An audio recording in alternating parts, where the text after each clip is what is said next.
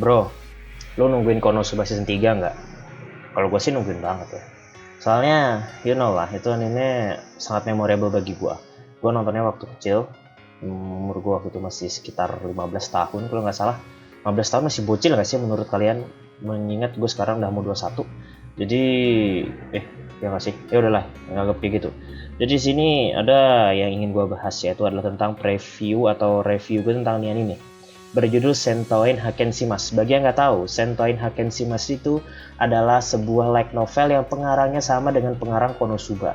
Jadinya daripada gue nunggu Konosuba season 3 yang nggak tahu kapan, gue akhirnya lebih fokus untuk nonton anime terbaru dari pengarang yang sama, yaitu Sentoin Hakenshimas.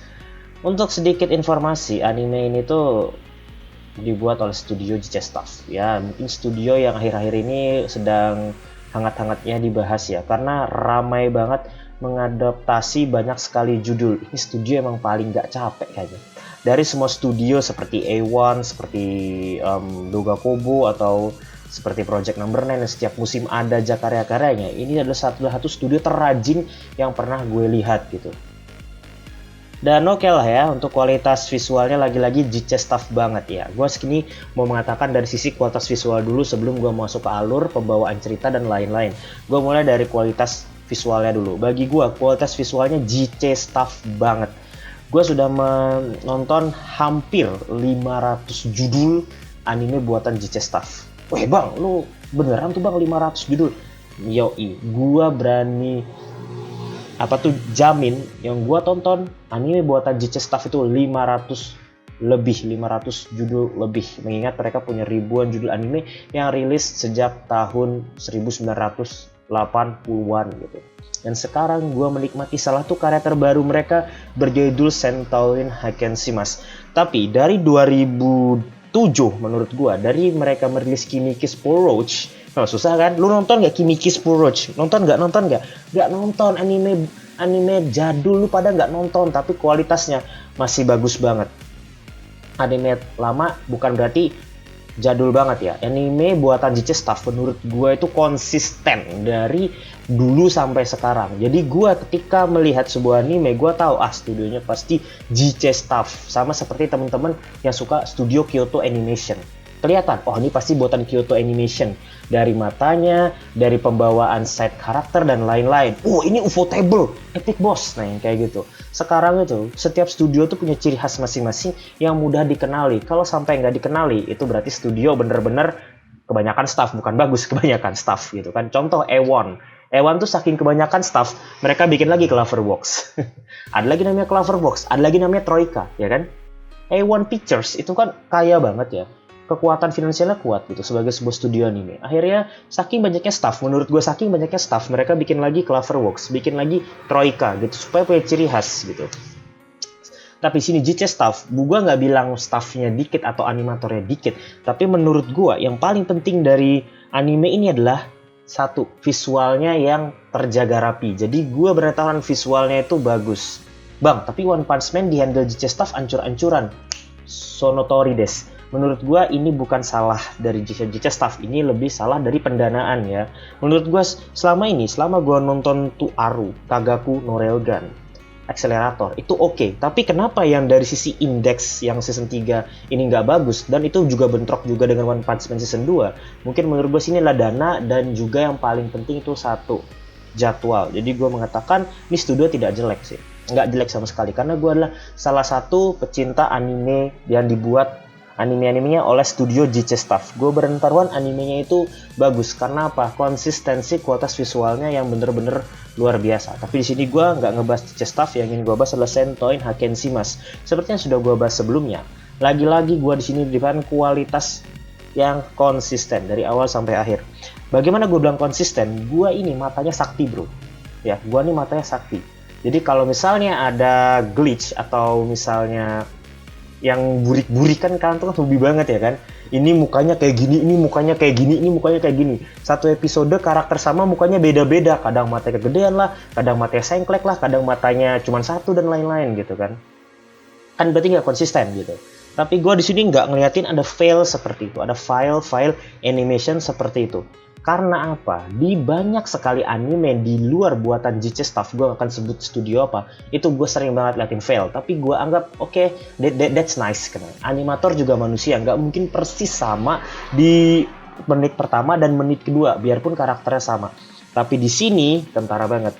Kualitas membuktikan, pengalaman membuktikan. JC Staff bagus banget untuk menghandle ini judul. Oke lah ya. Kita sudah membahas kualitas animasi yang kata gue konsisten banget. Lalu yang paling penting dari pembahasan ini adalah satu, jalan cerita gitu kan. Jalan ceritanya itu dimulai dengan seorang yang namanya nomor 6 gitu kan. Jadi ingat ya, nomor 6. Ingat bro, ada anime judulnya juga nomor 6 gitu. Number 6 juga ada. Kalau nggak salah ada loh. Sebentar, aku udah nonton dulu. Anime. Tuh, bener kan ada kan? Ini anime-anime nggak bukan lu tonton nih kayak gini cuk. Serius, gua nonton semua soalnya. Nah, namanya nomor 6 gitu. Tampangnya kayak Hachiman gitu kan. Iya, tampangnya pure, dia kayak Hachiman. Mesum-mesum, sering berak di celana. Persis kayak Hachiman gitu. Dan muka-muka mesumnya itu ngingetin gue sama Issei. Dan gaya bicara ya ngingetin gue dengan Kazuma. Jadi ini anime, satu orang ini mewakili 3 orang MC yang gue kenal semua. 1, mukanya kayak Hachiman. 2, mesumnya kayak Issei. 3, suaranya kayak Kazuma, maksudnya pembawaan karakter atau sifatnya itu kayak Kazuma, tapi dia bukan Kazuma atau seiyunya pun tidak sama dengan Kazuma. Tapi yang paling kita tahu adalah yang bikin cerita Konosuba dan juga Sentoin Hakkenshimas itu orangnya sama. Gua lupa siapa nama sensei atau pengarang dari karya ini.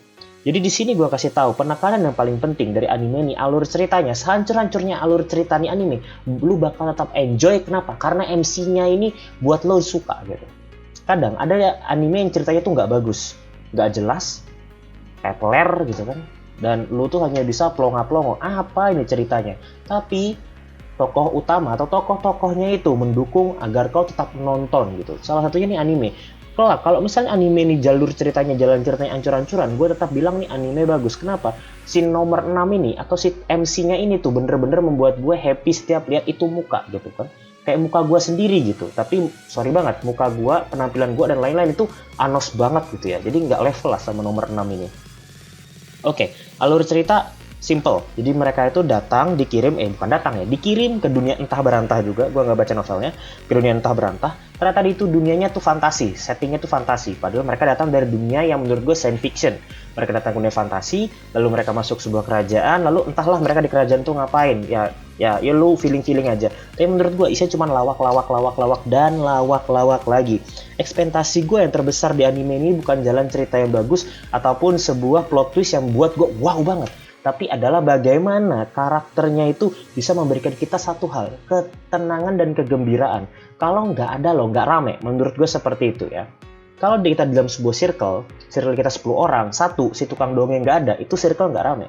Jadi menurut gue karakternya inilah yang menjadi tulang punggung bagaimana anime ini tuh bisa dianggap bagus gitu ya. Konosuba itu jalan ceritanya ancur-ancuran menurut gua, nggak jelas. Gua pikir kemana jalan ceritanya ini, kata gua. Yang bikin seru tuh siapa? Ada Aqua di situ. Ada Aqua, ada Megumin, ada Darkness kan. Nggak ada mereka, tanpa lo nggak seru. Ya maksud gua seperti itu. Mumpung pengarangnya sama, gua berharap adalah lagi-lagi penekanan karakternya kuat di sini. Penokohannya kuat. Dan itu yang membuat animenya laku. Ya.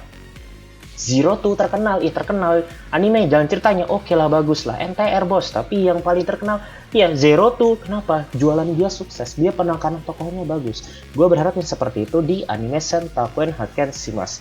Oke, lanjut aja lagi ke seiyu pede. Dari sini seiyunya lagi-lagi gue ya cukup antisipasi atau anticipated ya. Kenapa? Rata-rata tuh seiyu muda. Shirayusuke nggak kenal, Kikuchi Sayaka nggak kenal, Takahashi Minami, oh kenal, Watanabe Mayumi kenal, Hidakarina, ini mah pacar gua, Ishihara Kaori kenal. Jadi banyak sekali seiyu-seiyu yang gua bilang masih baru. Tomita Miu ini masih baru, tapi dapat peran yang cukup penting juga di beberapa anime. Jadi menurut gua sendiri, Tomita Miu, Shirayusuke, Kikuchi Sayaka, menurut gua ini udah jos banget. Mungkin untuk Shirayusuke ini karena masih baru, oke lah ya, untuk karakter yang dibawakannya itu udah cukup oke, cuma nggak cocok sama muka gitu ya, suaranya tuh harus lebih garang lagi, menurut gue seperti itu. Kalau gue boleh pribadi, seiyunya si itu cocok tuh, seiyunya si Hachiman sebenarnya cocok banget itu, gue lupa siapa namanya, Eguchi Takuya itu cocok banget menurut gue untuk menjadi Seiyu untuk Sentoin Rokugo. Oh, namanya Sentoin Rokugo. Tidak punya nama gitu. Ah, biawak. Kasih tahu kalau kau punya nama. Oke lah ya, lanjut aja lagi. Dari penanganan Seiyu, menurut gue MC-nya ini harus lebih oke lagi lah. Harus lebih garang lagi. Suaranya kayak Dokaro, Nani gitu. Ya pokoknya lagi lebih serak-serak lah. Cem Anos gitu kan.